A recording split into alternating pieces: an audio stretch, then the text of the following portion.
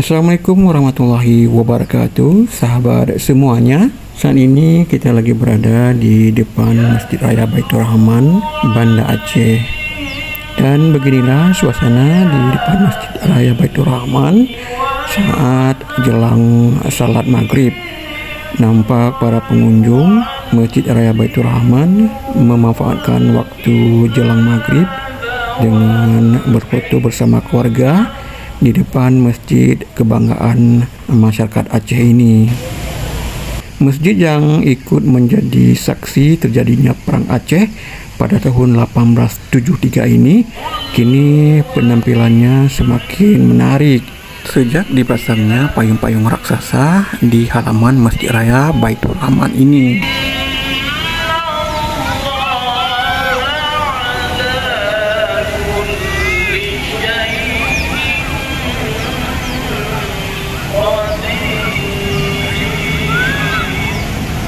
Terlihat para pengunjung makin ramai meski Masjid Raya Baitur Rahman ini baru saja diguyur hujan deras, namun tidak menyurutkan mereka untuk berfoto di depan masjid dengan latar belakang air mancur yang berwarna-warni.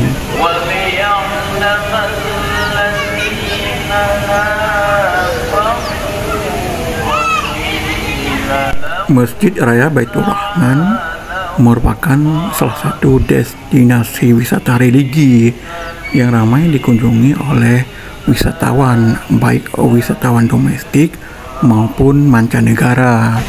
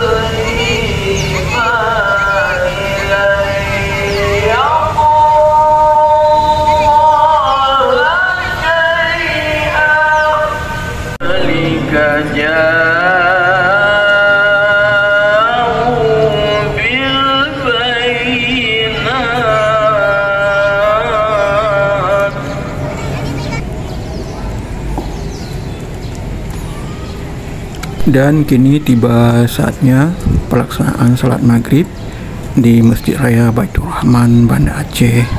Mari kita percepat langkah untuk melakukan salat maghrib berjamaah.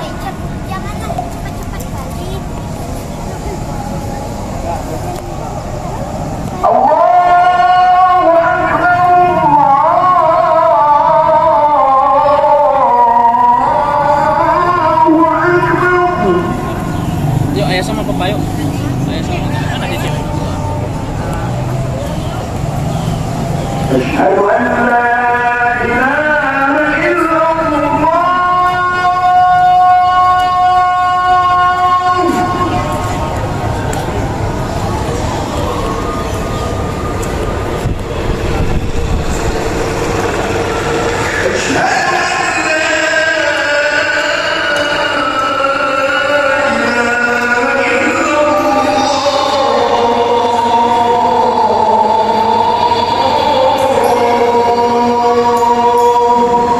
Dan beginilah suasana di dalam Masjid Raya Baitur Rahman Banda Aceh ini, terlihat sangat indah.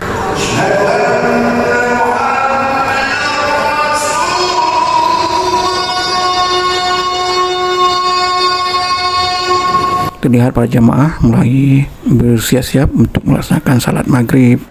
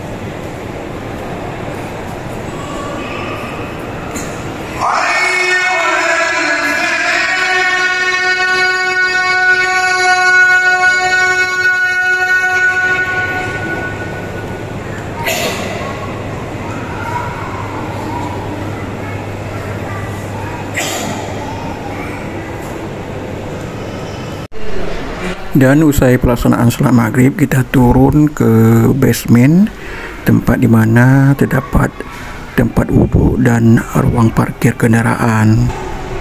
Pembuatan tempat parkir kendaraan dan tempat wudhu di bawah tanah ini dibuat bersamaan dengan pemasangan payung raksasa di halaman Masjid Raya Baitur Rahman yang kesemuanya dibuat di masa Gubernur Aceh dipimpin oleh Bapak Dr. Zaini Abdullah.